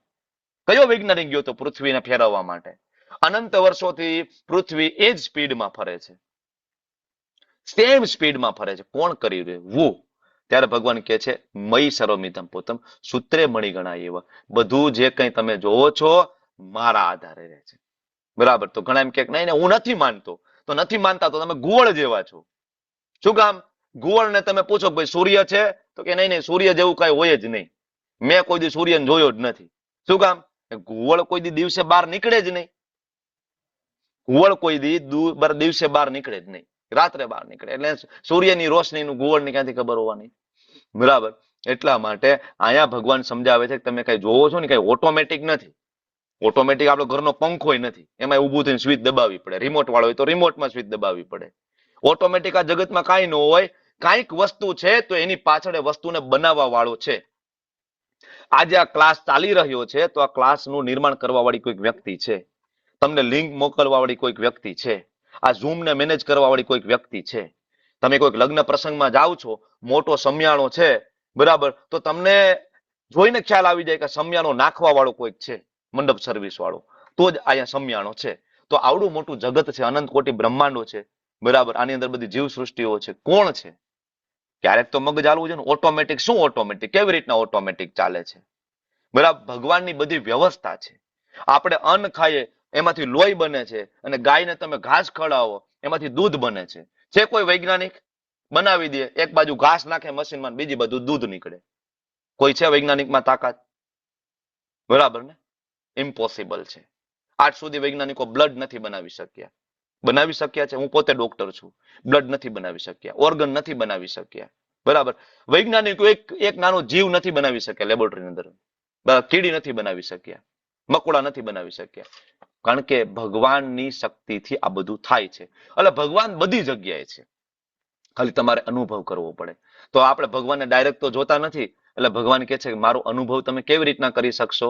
તો ભગવાન કે રસોહમ અપ્સુ કોંતેય, પાણીનો હું સ્વાદ છું. જ્યારે પણ પાણી પીવો તો ત્યારે તમને યાદ આવવું જોઈએ કે પાણીમાં જે ટેસ્ટ જે છે ને, બરાબર, એ કૃષ્ણના કારણે છે. પ્રભાસ્મી શશી સૂર્યયો, સૂર્યનું જે તેજ છે, શશી અને સૂર્ય, શશી એટલે ચંદ્ર, સૂર્ય અને ચંદ્રનો પ્રકાશ બીકોઝ ઓફ કૃષ્ણ. બરાબર. તમે બ્રહ્મ સંહિતા વાંચશો, એમાં બ્રહ્માજી લખે છે ભગવાનના શરીરનું જે તેજ છે, બ્રહ્મ જ્યોતિ, એનું રિફ્લેક્શન સૂર્ય ઉપર પડે અને એનું રિફ્લેક્શન સ્વરૂપે આપણને પ્રકાશ મળે છે. સૂર્ય સ્વયં પ્રકાશિત નથી.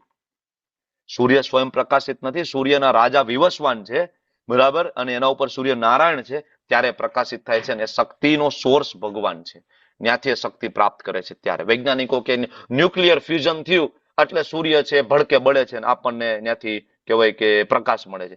ન્યુક્લિયર ફ્યુઝન કરવા ગયું કોણ?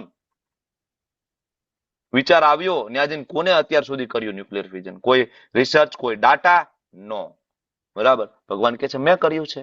કોઈ એમ કે વેદોમાં તો કૃષ્ણનું નામ નથી. પ્રભુજી તમે કહો છો કૃષ્ણ ભગવાન છે, એટલે ભગવાન આ કે છે પ્રણવ સર્વ વેદેષુ, વેદની અંદર જ્યાં ઓમ છે એ બધા જ ઓમ ભગવાન કૃષ્ણના શબ્દ સ્વરૂપ છે. એ ઓમ એટલે કૃષ્ણ છે.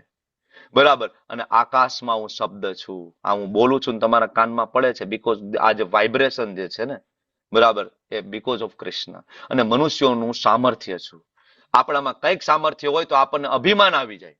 હું ડોક્ટર છું, હું એન્જિનિયર છું, હું આમ છું, હું તેમ છું. આ બધું જ સામર્થ્ય છે બીકોઝ ઓફ કૃષ્ણ.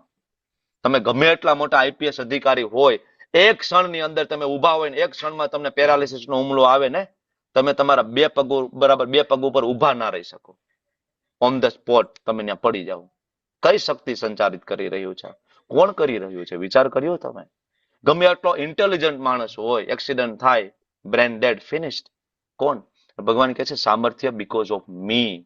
ભગવાન એટલા માટે કહે છે કે આપણે દરેક જગ્યાને યાદ કરી શકીએ. પૃથ્વીની સુગંધ, અગ્નિની ગરમી, બધા જીવો જીવે છે એનું જીવન, તપસ્વીઓની તપશ્ચર્યા હું છું. ભગવાન કૃપા કરે તો કોઈ તપસ્વી, બરાબર, કોઈ તપસ્વી તપ કરી શકે. બુદ્ધિશાળીઓની બુદ્ધિ હું છું. કોઈ એમ કે ભાઈ હું બહુ બુદ્ધિશાળી, ભાઈ મારા ઉપર કોઈ નહીં. Excuse me, Krishna is your dad. ભગવાન તમારા પિતાજી છે બુદ્ધિમાં. આવું ઘણા બધા મૂર્ખાઓને થયું હતું. બરાબર. આગળ કોણ? હિરણ્યકશિપુ. બરાબર. હિરણ્યકશિપુને એવું હતું કે હું બહુ બુદ્ધિશાળી છું. બ્રહ્માજી માટે તપશ્ચર્યા કરી. બ્રહ્માજી પ્રગટ થયા. માગ બેટા માગ વરદાન. હિરણ્યકશિપુ ઓલું જોયું છે ને, મહાઅવતાર નરસિંહદેવ. ચોપડી તો આપણે વાંચતા નથી એટલે મારે મૂવીનું સિરિયલનું જ કેવું પડે. આપણે ભગવદ્ ગીતા વાંચતા નથી, ભાગવતમ વાંચતા નથી. એ આપણું બધું મૂકી દીધું કેદું. બરાબર. મહાઅવતાર મૂવી જોયું છે ને, એની અંદર હિરણ્યકશિપુ ભગવાન બ્રહ્માને પ્રસન્ન કરે ને બ્રહ્માને કહે છે ભાઈ વરદાન આપો હું અમર થઈ જાઉં. બ્રહ્મા કે દીકરા અમરનું વરદાન કેમ આપું? મારું એક્સપાયરી ડેટ કન્ફર્મ છે, મારું મૃત્યુ કન્ફર્મ છે. બ્રહ્મા પોતે કહે છે મારું મૃત્યુ કન્ફર્મ છે, હું પણ જીવાત્મા છું. બરાબર. તો વરદાન જોઈતું હોય બીજું માંગ.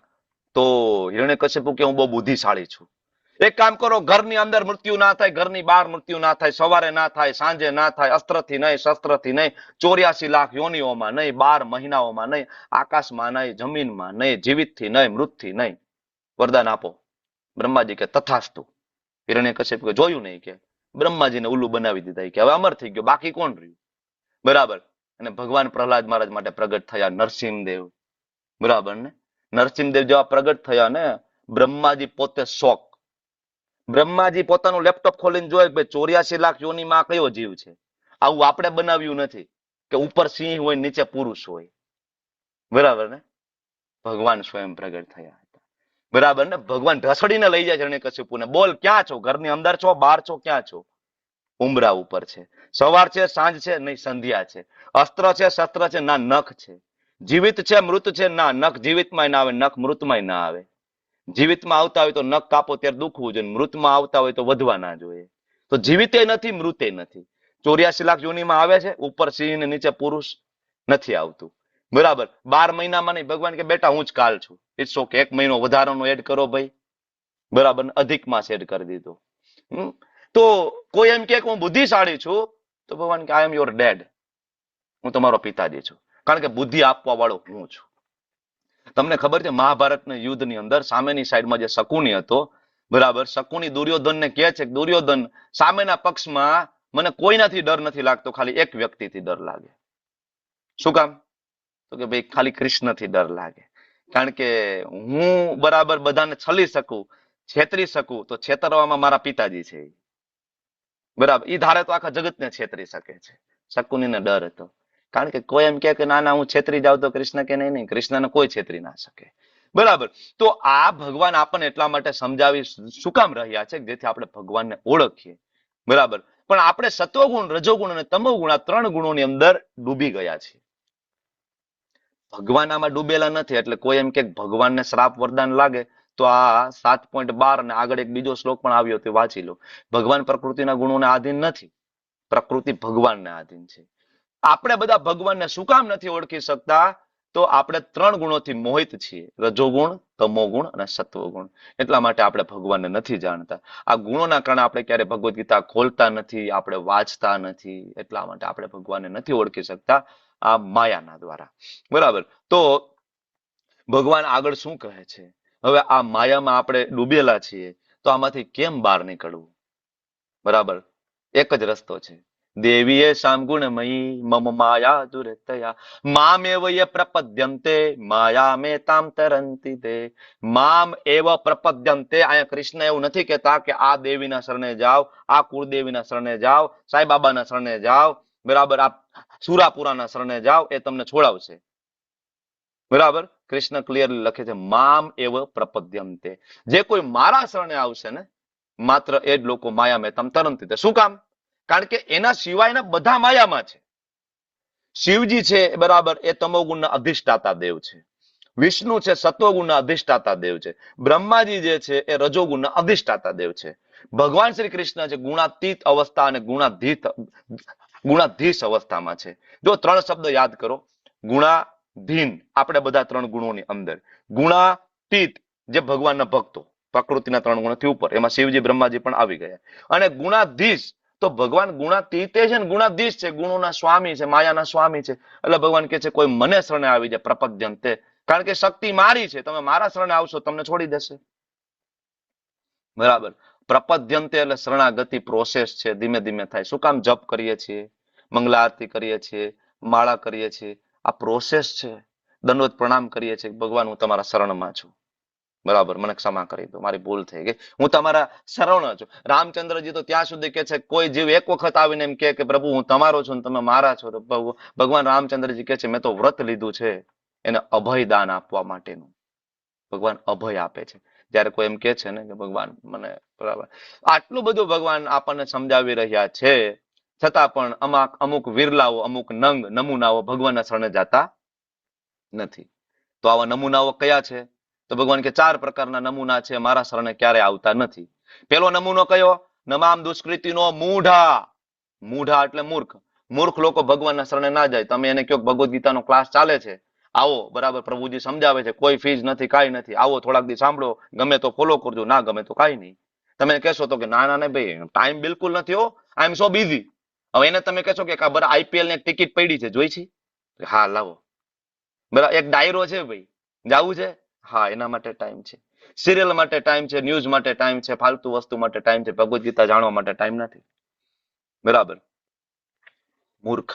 પ્રપદ્યંતે નરાધમા. બીજી કેટેગરી નરાધમ, કે નરનું શરીર મળ્યું છે, એમાં પણ બ્રાહ્મણ કુટુંબમાં જન્મ થયો છે, વૈષ્ણવ કુટુંબમાં જન્મ થયો છે, છતાં પણ ભગવાનને જાણવાની જે કોશિશ ના કરે, આ એ બીજી કેટેગરી છે, નરાધમ. ત્રીજું માયાપત જ્ઞાની, કે જ્ઞાન તો ખૂબ છે, વૈજ્ઞાનિકો, બરાબર, મોટા મોટા સાહિત્યકારો, કવિ, બરાબર, જ્ઞાની લોકો, જ્ઞાન ખૂબ છે, પણ માયા અપહત, માયાએ એનું જ્ઞાન હરી લીધું છે. તમે એને પૂછો ભગવાન, no, God does not exist, ભગવાન નથી. સ્ટીફન હોકિંગ્સ એવું કહેતો, God is dead. Now Stephen Hawkings is dead and God is there. અત્યારે સ્ટીફન હોકિંગ્સ નથી, મરી ગયો, ગોડ છે, ભગવાન છે, બરાબર. તો આવા લોકો પણ છે મૂર્ખાઓ. ગોડ ઇઝ ડેડ, ગોડ નથી, ગોડ ડઝ નોટ એક્ઝિસ્ટ, ગોડનું કોઈ અસ્તિત્વ નથી. ભગવાન કે એનું જ્ઞાન હરાઈ ગયું છે, માયાપત જ્ઞાન, ને બુદ્ધિ નથી, એ શું બોલે છે. અને ચોથી કેટેગરી આસુરમ ભાવમાં આશ્રિત, મતલબ આસુરી વૃત્તિ, એનો જન્મ જ થયો છે ભગવાનનો વિરોધ કરવા માટે. તમને ખબર છે કે આ ભગવદ્ ગીતા ભગવાન કૃષ્ણ જ બોલી હતી, તમે જોવા ગયા હતા? આવા લોકો તમને મળશે. કોને કીધું આમાં બધા શ્લોક લખ્યા છે સાચા જ છે? વેદ વ્યાસજીએ જ લખ્યા છે, આનું શું પ્રમાણ છે? કારણ કે એનો જન્મ થયો વિરોધ કરવા માટે, બરાબર. અને આવા લોકોને ભગવદ્ ગીતાનું જ્ઞાન આપવાની જરૂર નથી. પદ્મ પુરાણની અંદર 10 નામ અપરાધ આપ્યા છે, એમાં 9મો નામ અપરાધ છે કે અશ્રદ્ધાળુ વ્યક્તિઓને ભગવાન શ્રી કૃષ્ણની મહિમાઓ કહેવી નહીં. નામ અપરાધ છે, અપરાધ છે. આવા લોકોને તમે પ્રવચન કરવા જાવ તો અપરાધ થઈ જાય, ઉલટાનું નહીં કરવાનું, બરાબર. તો આવા લોકો જે છે ભગવાનના શરણે જતા નથી. અને અમુક 4 કેટેગરી એવી પણ છે જે ભગવાનના શરણે જાય છે. કોણ? ભગવાને કીધું છે પુણ્યશાળીઓ છે. કયા કયા? તો કે આર્તો, જિજ્ઞાસુ, અર્થાર્થી અને જ્ઞાની. આર્તો, દુઃખ પડે તો ભગવાન યાદ આવે કે નહીં? દુઃખ પડે જીવનમાં, એ ઠાકર હવે તો કઈક સામું જો. દુઃખમાં બધાને ભગવાન યાદ આવી જાય, હારા હારાને યાદ આવે. એટલે ભગવાન કે હા, દુઃખી થાય ત્યારે મારી પાસે આવે છે. હે દ્વારકા વાળા, બરાબર ને, બધાની પૂનમ ભરવાની ચાલુ થઈ જાય. અર્થાર્થી, રોકડાની જેને જરૂર પડે એટલે તરત ભગવાન યાદ આવે, રોકડાની. ભગવાન તમે તો લક્ષ્મીપતિ છો, થોડું તમારા પત્નીને કયો સામે જોવે થોડું, હે દ્વારકાધીશ, બરાબર, માગો 12 ને આપે 20, એવું કઈક હોય છે ને. બધા પૂનમ ભરવા એટલે જ જતા હોય છે મોસ્ટ. માગો 20 ને આપે 30. માગો પ્રભુજી 20 ને 30 ને 12 ને જે માગો એ 12 માગો 1200 હોત આપે, એનામાં એટલી કેપેસિટી છે. પણ માગવું એ ભક્તિ નથી. છેલ્લું, બરાબર, જિજ્ઞાસુ. જિજ્ઞાસુ એટલે અમુક તો બરાબર ભગવાનના શરણે આવે ખાલી જાણવા માટે. અત્યારે આ ક્લાસમાં એવા ઘણા બધા લોકો છે જિજ્ઞાસુ, એ ખાલી જાણવા જ આવ્યા. ઇસ્કોન વાળા કરે શું?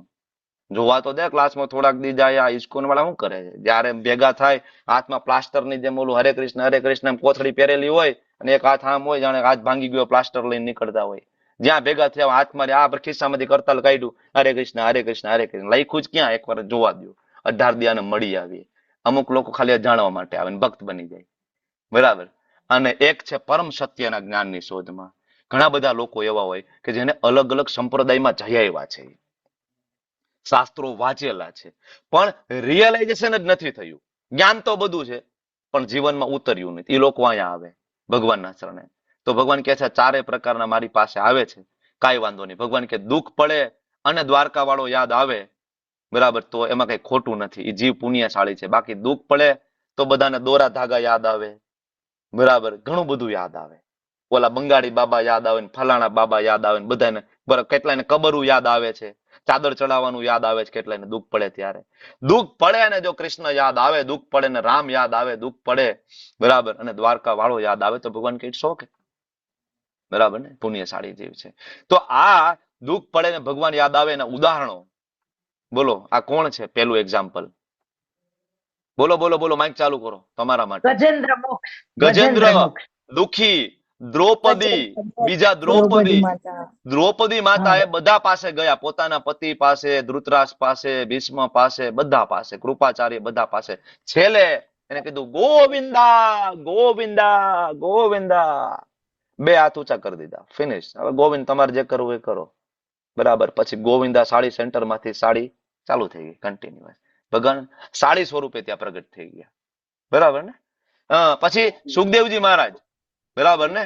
આગળનો ફોટો તમે જો, માતાના ગર્ભમાં છે. બહાર ના નીકળવું, એ કે બહાર નીકળું તો એ કે માયામાં પડી જાવ ને, જ્ઞાની કેટેગરી. પરીક્ષિત મહારાજ, જિજ્ઞાસુ, જાણવું છે.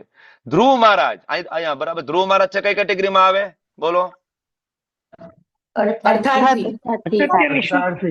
રોકડાવાળી કેટેગરીમાં. એ પછી ભક્ત બની ગયા, રોકડાવાળી કેટેગરી. પેલા અર્થાર્થી. પછી સુગ્રીવ, આ જે સુગ્રીવ છે એ પણ ભગવાનના શરણે ગયા હતા. શું કામ? અર્થાર્થી.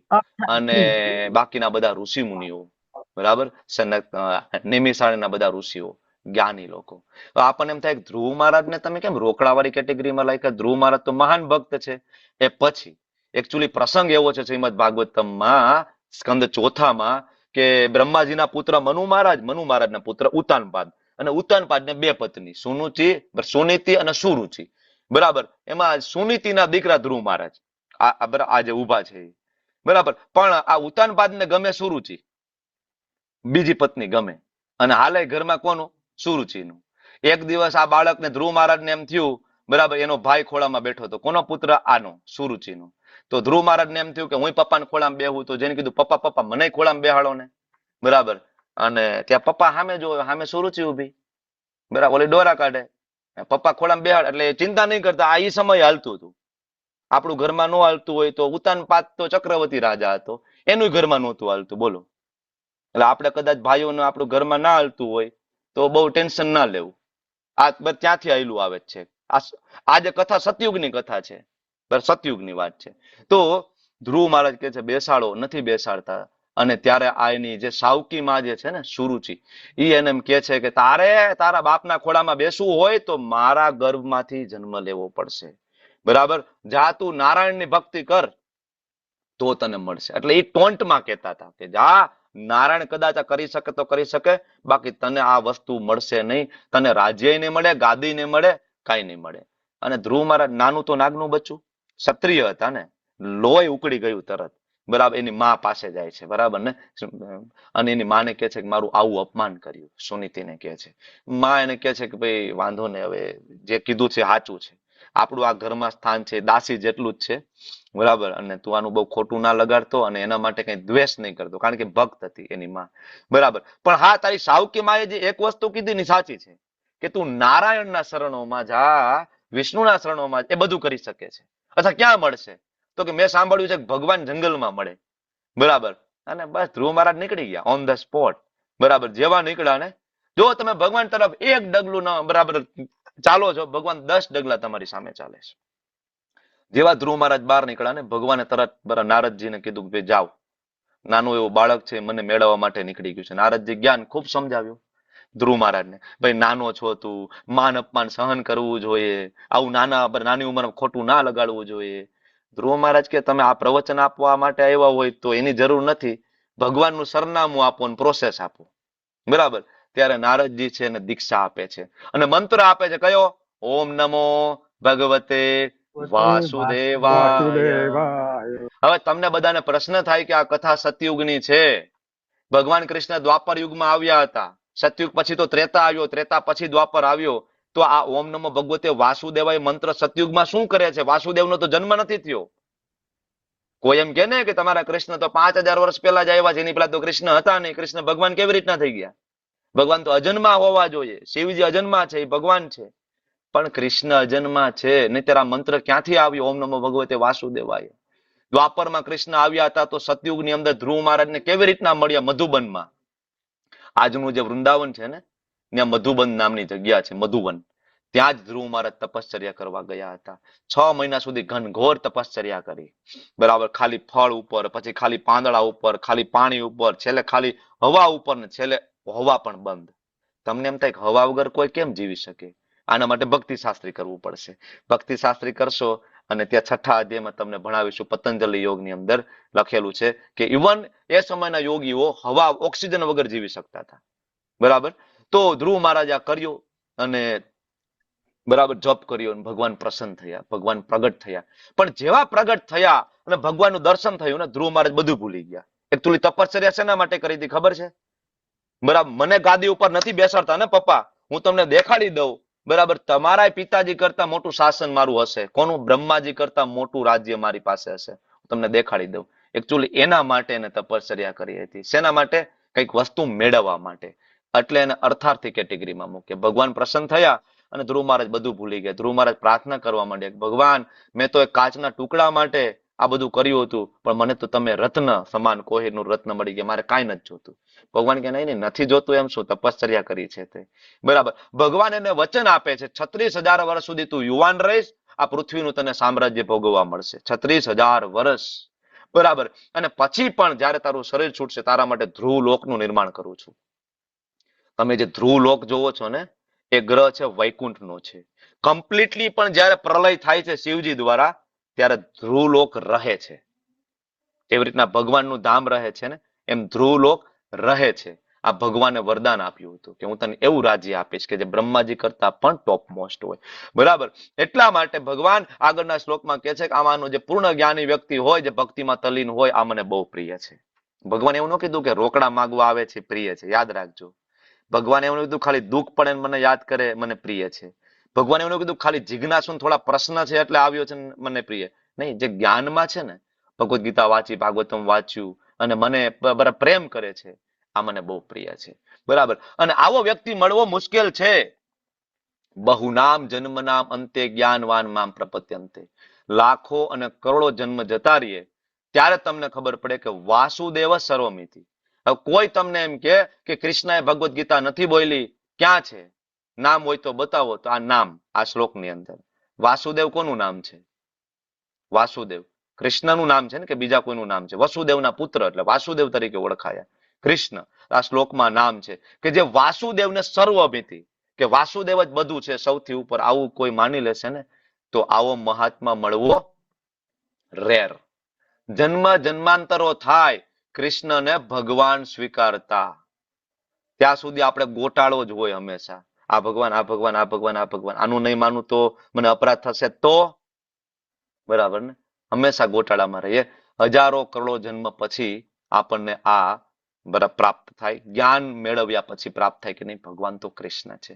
બાકી ઘણા બધા લોકો એવું માને કે ભગવાન સામાન્ય છે, નિરાકાર છે. જો અહીં લખ્યું છે ને, બરાબર ભગવાન પોતે કહે છે, ઘણા લોકો કહે ને કે નહીં પરમ બ્રહ્મ તો નિરાકાર છે, એ તો તેજ સ્વરૂપ છે, પરમ બ્રહ્મ તો જ્યોતિ છે, નિર્ગુણ છે. તો ભગવાન એને જવાબ આપે છે કે અવ્યક્તમ વ્યક્તિ માપનમ મન્યતે મામ અબુદ્ધય, જેનામાં બુદ્ધિ નથી ને અબુદ્ધય, એ લોકો એવું માને છે કે હું અવ્યક્તમ, હું નિરાકાર છું. અને એ લોકો એવું માને છે કે પેલા હું નિરાકાર હતો, પછી કૃષ્ણ તરીકે આવ્યો, મને એક શરીર મળ્યું અને હું માયામાં પડી ગયો. હું રામ તરીકે આવ્યો, મને શરીર મળી ગયું, હું માયામાં પડી ગયો. મારો જન્મ થયો, એક પારધી આવ્યો, એને મને તીર માર્યું પગમાં અને હું મરી ગયો. બરાબર ને, ભાલકા તીર્થની અંદર તીર માર્યું ભગવાનના પગમાં, ભગવાન મરી ગયા. સામાન્ય માણસો આવું વિચારે છે. જયારે ભગવાન આ કહે છે જન્મ કર્મ ચમે દિવ્યમ, મારા જન્મ ને કર્મ દિવ્ય છે.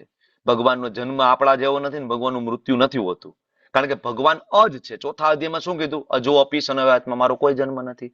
એટલે ભગવાન કહે છે તમે મારો પરમ ભાવમ અજાનંતો, પરમ ભાવને જાણતા નથી ને, કે મમ અવ્યયમ, મારો કોઈ વ્યય નથી.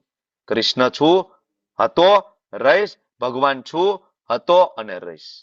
બરાબર, કોઈ વ્યય નથી, એની અંદર કોઈ વ્યય નથી. અને ઉત્તમમ, કે હું જ સર્વોપરી છું. આ જાણવું પડશે. નહીતર તો એમ કે ભગવાન હોય તો મારી સામે પ્રગટ થાય. કૃષ્ણ ભગવાન હોય, બતાવો તમારો ભગવાન ક્યાં છે. ભગવાન કે નાહમ પ્રકાશ સર્વસ્ય યોગ માયા સમાવૃત મૂઢોયમ ના બીજાનાથી. ભગવાન કે હું મૂર્ખાઓની સામે પ્રગટ નથી થતો. કોઈ એમ કે તમારા કૃષ્ણ ભગવાન હોય તો કયો મારી સામે પ્રગટ થાય.